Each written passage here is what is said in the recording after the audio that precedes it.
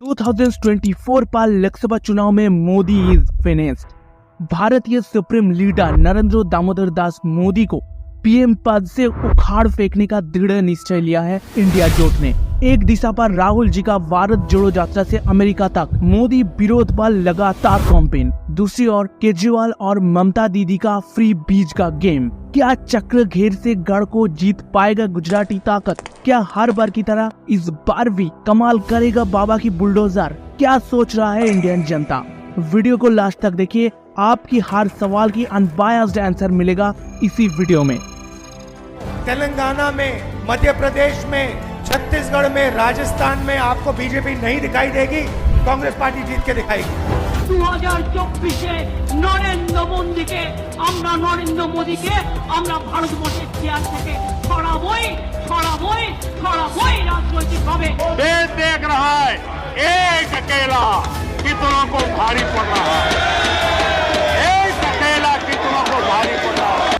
Recently 28 जुलाई भारत का लगभग 26 छोटा से बड़ा राजनीतिक दल, मोस्टली बीजेपी विरोधी स्टेट और राष्ट्रीय दलों ने अपना खुद का विरोध को साइड में रखते हुए अगली साल 2024 में लोकसभा चुनाव में पीएम मोदी का भारतीय जनता पार्टी को चैलेंज जनाते हुए जोट पावर की संरचना किया है। और इसीलिए बेंगलुरु में बीजेपी विरोधी यूनाइटेड सभा पर एक साथ मिलकर मोदी को उखाड़ फेंकने का चैलेंज दिया है और इस जोट पावर की नामकरण किया गया इंडिया के नाम पे। मगर इंडिया की मतलब है India national development inclusive aliens. इस जोट में सबसे पहले जो नाम उठ के आते हैं बीजेपी का सबसे बड़ा अपोनेंट इंडियन नेशनल कांग्रेस का लीडर यानी राहुल गांधी जी। दिल्ली और पंजाब में अपना पकड़ रखते हुए आप यानी अरविंद केजरीवाल जी का आम आदमी पार्टी और साथ में वेस्ट बंगाल का ड्रामा क्वीन हमारा सबका दीदी ममता दीदी, जिसको आजकल वेस्ट बंगाल का इलेक्शन के टाइम में हर बार हाथ पैर टूट के व्हील चेयर में घूमते हुए देखा गया। और ममता दीदी का खेला होवे, इसका तो कोई जवाब नहीं। খেলা হবে, জেতা হবে। दूसरी ओर साथ में बिहार का चीफ मिनिस्टर नीतीश कुमार और आरजेडी लीडर लालू प्रसाद यादव भी पीछे नहीं है इस जोट से। अब मचा गया साइड में, मगर 2024 का चुनाव को लेके इंडियन पॉलिटिकल मूवमेंट का इतना वाइब देखते हुए भारत का हर आम जनता के दिमाग में कुछ सवाल शुरू से ही कंफ्यूज कर रहा है। चलिए डायरेक्टली भारतीय आम जनता का सवाल और क्वेश्चंस यानी मोदी जी को छोड़ के भारतीय आम जनता की मन की बात पर कान रखते हैं। नंबर 1, क्यों बीजेपी विरोधी इतने सारी राजनीतिक दल अचानक इंडिया जोट में शामिल हो गया? और नंबर 2, 2024 का चुनाव में भारतीय राजनीतिक इतिहास पर पहले बार बीजेपी वर्सेस इंडिया जोट, क्या है प्रोबेबिलिटी? कौन जीतेगा असली गढ़? क्या सोच रहा है इंडियन जनता? पहला क्वेश्चन पर नजर रखते हैं, क्यों बीजेपी विरोधी इतने सारे दलों ने अचानक इंडिया जोट पर शामिल हो गया? कुछ आलोचक का ये मानना है बीजेपी 2014 पर सेंट्रल पावर की तौर पे गवर्नमेंट बनाने की बात एक हिंदू राष्ट्रवादी एजेंडा की तौर पे काम कर रहा है, धार्मिक तौर पे समाज को डिवाइड कर रहा है। ऑफ कोर्स बीजेपी ये नहीं मानते हैं और बीजेपी लीडर्स बोलते भी है भाजपा सभी भारतीय को समान महत्व से देखते हैं। समाज का ऐसा ही कुछ समर्थक राष्ट्रीय और राजनीतिक दल जो बीजेपी को एक हिंदूवादी पार्टी की तरफ दर्शाते हैं, सब साथ मिलके इंडिया जोट गठन किया। क्योंकि 2019 इलेक्शन का आंकड़ा दर्शाते हैं भाजपा का टोटल वोट शेयर था 37% और नॉन बीजेपी सारी पार्टीज का टोटल वोट शेयर था 63%। मोस्टली ये वोट शेयर परसेंटेज का आंकड़ा को देखते हुए सारी भाजपा विरोधी राजनीतिक दल जैसा कांग्रेस, आम आदमी party, RJD, Samajwadi party, TMC and CPIM total 26 parties मिलके इंडिया जोट में शामिल हुआ है। और उन पार्टीज का ये मानना है अगर वो लोग एक यूनिक वोट शेयर बना सकते हैं तो भाजपा की सरकार को आसानी से गिरा सकते हैं। और मोस्टली ज्यादा सपोर्ट के लिए पैट्रियटिक एंगल को पॉलिटिकल बेनिफिट के लिए यूज करने के लिए ही जोट पावर की नाम सोच समझ के इंडिया जोट रखा गया है।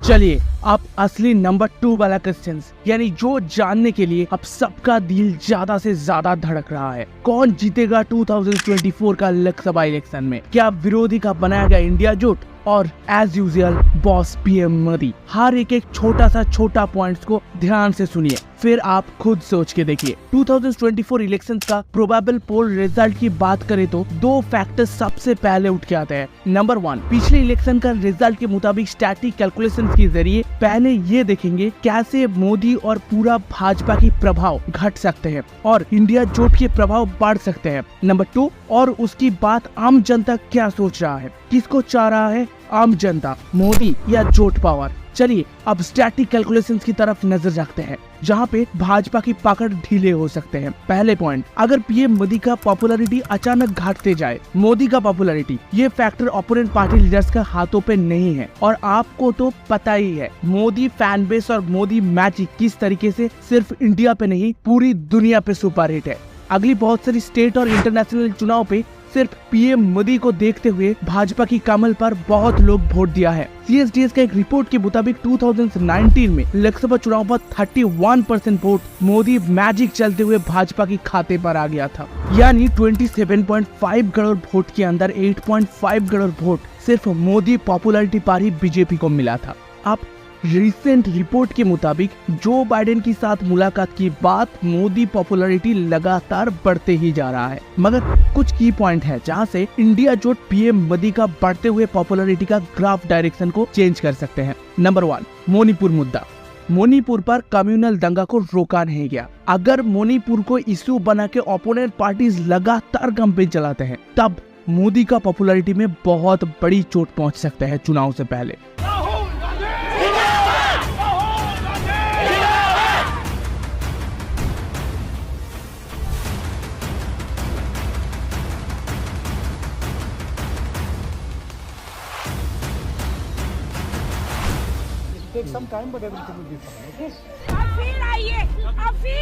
नंबर 2, महंगाई। ये ओपोनेंट पार्टीज के लिए चुनाव जीतने का ब्रह्मास्त्र है। नंबर 3, अडानी मुद्दा। अडानी मित्र काल के कब्जे राज की है।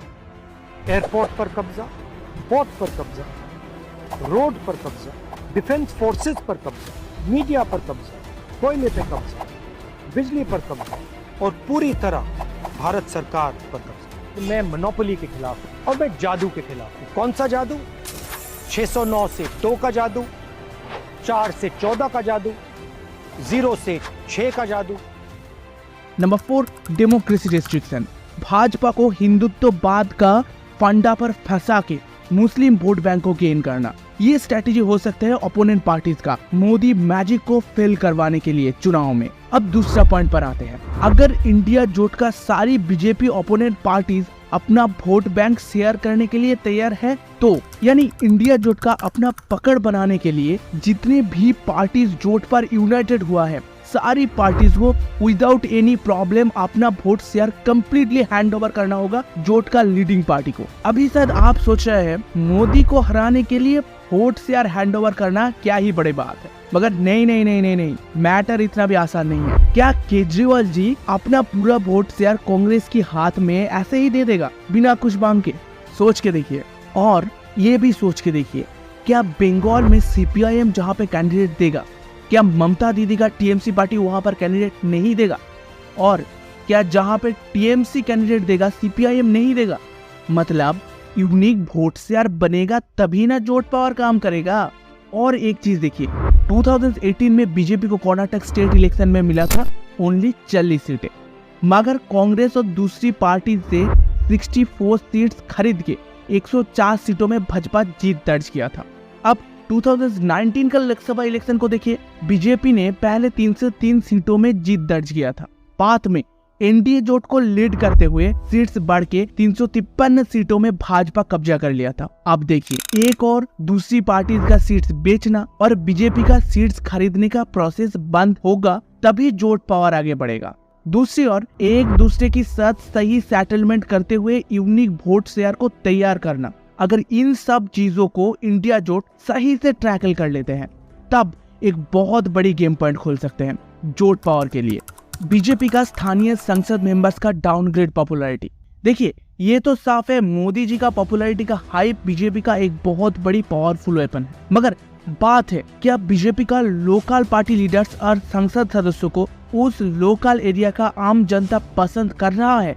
क्योंकि अगले कुछ दिनों में बीजेपी का बहुत सारी कार्यकर्ता का बहुत सारे वीडियो सोशल मीडिया पर वायरल हो रहा है।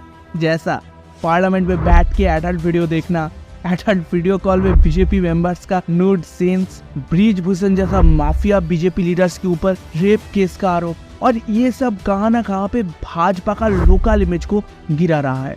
और 1/3 part of Indian voters local संसद सदस्य पार्टी लीडर्स को देखते हुए ही वोट देते हैं। रिपोर्ट के मुताबिक 2019 में 45% वोट भाजपा को लोकल लीडर्स की दम पे ही मिला था, और इसीलिए बीजेपी 2019 का इलेक्शन से पहले 45% एमपी का टिकट खरीद भी कर दिया था।